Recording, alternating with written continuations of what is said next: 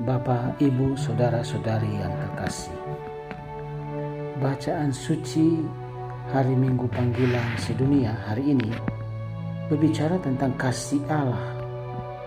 Allah yang memberi diri habis bagi manusia supaya manusia hidup dalam kelimpahan. Hidup yang berlimpah langsung dibawa oleh Yesus sendiri. Namun eksistensi Yesus di dunia ditanggapi beragam aneka. Ada yang menerima dan ada yang menolak. Yang menolak Yesus terlalu sombong dan egois, yang mengakibatkan Yesus harus menderita dan mati di salib. Dari sisi Allah, kematian Yesus bukanlah akhir misi Yesus, tetapi sebagai jalan masuk menuju kehidupan yang sesungguhnya. Karena sesudah salib, Allah membangkitkan Yesus dan menetapkannya sebagai Tuhan dan Kristus. Melalui Yesus, Allah melimpahkan pengampunan dan Roh Kudus kepada orang-orang yang percaya, bertobat, dan mau dibaptis. Selama hidupnya, Yesus telah hadir sebagai gembala sekaligus sebagai pintu bagi manusia untuk memperoleh pengampunan, Roh Kudus, dan hidup yang melimpah. Saudara-saudari terkasih, dari bacaan pertama dan kedua hari ini kita baca dan dengar tentang cara merespons manusia terhadap kasih Allah, yakni dengan cara bertobat dan mau dibaptis. Siapa saja yang bertobat dan dibaptis dalam nama Yesus akan dianugerahi Roh Kudus. Orang yang telah menerima Roh Kudus hendaknya bisa berbuat baik, tidak berdosa, tidak membalas kejahatan dengan kejahatan, bahkan rela menderita demi kebaikan bersama. Cara hidup seperti ini telah ditunjukkan oleh Yesus sendiri. Saudara-saudari, Paus Fransiskus dalam khotbahnya di Stadion Pertahanan Udara Kairo, Mesir, tanggal 29 Maret tahun 2017 lalu, mengatakan, satu-satunya fanatisme yang dikehendaki Tuhan adalah mencintai dan membantu orang lain secara fanatik. Iman sejati membuat kita lebih memaafkan, lebih jujur, dan lebih manusiawi. Iman sesungguhnya menggerakkan hati kita untuk mencintai tanpa menghitung balasan. Kenyataannya, masih ada banyak orang suka melakukan kejahatan seperti korupsi, pembunuhan, perkelahian, pemerkosaan. Masih ada yang tidak jujur, munafik, malas, dan lain-lainnya. Inilah kategori tindakan berdosa. Ketika banyak orang masih dalam situasi dosa, maka jelas menurut terang bacaan suci hari ini, sebenarnya pembaptisan dengan air yang merupakan salah satu ritual gerejawi tidak atau belum bermakna sebagai tanda tobat seperti yang diharapkan.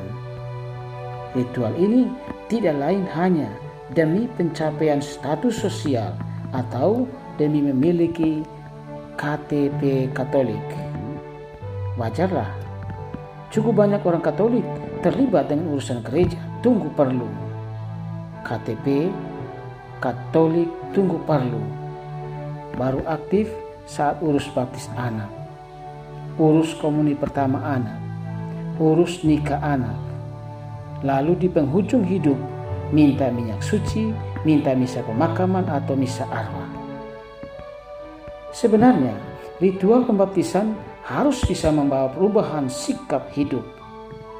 Diharapkan dengan pembaptisan orang Katolik tampil sebagai model kebaikan seperti rajin, jujur, rendah hati, rela berkorban, rela berbagi, adil, dan lain-lainnya. Jika pembaptisan tidak lagi sebagai bukti pertobatan, maka jelas pengampunan tidak akan terjadi dan Roh Kudus juga tidak mungkin dikaruniakan kepadanya. Manusia perlu berjuang untuk bertobat, untuk mendapatkannya, dan selanjutnya berbuat baik. Allah hadir dalam diri Yesus untuk mengingatkan manusia manakala manusia lupa bertobat atau tidak menyadari pentingnya bertobat. Allah terus memberi tanda, ajakan agar manusia bertobat. Tanda-tanda itu kecil dan sederhana seperti gelisah, cemas, sakit, masalah bertubi-tubi tanpa ada jalan keluar, gagal, konflik, dan sebagainya. Tanda-tanda ini ada sebagai ajakan untuk bertobat dan selanjutnya tawaran untuk pengampunan dan menerima karunia Roh Kudus serta hidup dalam kelimpahan. Saudara-saudari terkasih, Sabda Tuhan hari ini menyapa dan mengajak kita untuk senantiasa berjuang dan waspada terhadap setiap tanda yang ada. Sebagai orang yang percaya kepada Kristus, ciri khas kita adalah bertobat. Ciri lainnya adalah kita berjuang untuk tidak berdosa. Tidak berdosa merupakan tingkatan ciri yang membuktikan bahwa dengan karunia Roh Kudus kita tidak terlibat dalam dosa seperti malas bekerja, malas berdoa pribadi, berdoa di KUB, malas ke gereja hari Minggu dengan berbagai alasan, egois, rakus, cekcok, marah-marah, tidak jujur, tidak sabar, tidak mengampuni, munafik, dan sebagainya. Bila kita menghindari semangat hidup seperti ini, maka dunia percaya bahwa beriman kepada Allah lah kunci tata kelola kehidupan di dunia. Bila kita gagal, maka selogis apapun argumentasi dan penjelasan kita tentang hidup beriman akan tetaplah sia-sia. Saudara-saudari, setiap kita berkewajiban untuk membuktikan bahwa beriman itu kunci kehidupan. Kita harus tahu bahwa keluarga adalah sel terkecil dari dunia yang luas. Beriman sudah mulai dari dalam keluarga. Kita sudah mulai untuk tidak berdosa dalam keluarga. Dari sana kita keluar kepada tetangga, KUB, masyarakat yang lebih luas. Setiap usaha kebaikan pasti tidak sia-sia. Allah akan mengaruniakan Roh Kudus-Nya kepada setiap orang yang sedang berjuang untuk tidak berdosa. Jika kita berjuang untuk tidak berdosa, maka kita akan secara konsisten mendapatkan karunia Roh Kudus dan hidup dalam kelimpahan hari ini, kini, dan kelak. Semoga kita bisa. Tuhan memberkatimu semua. Amin.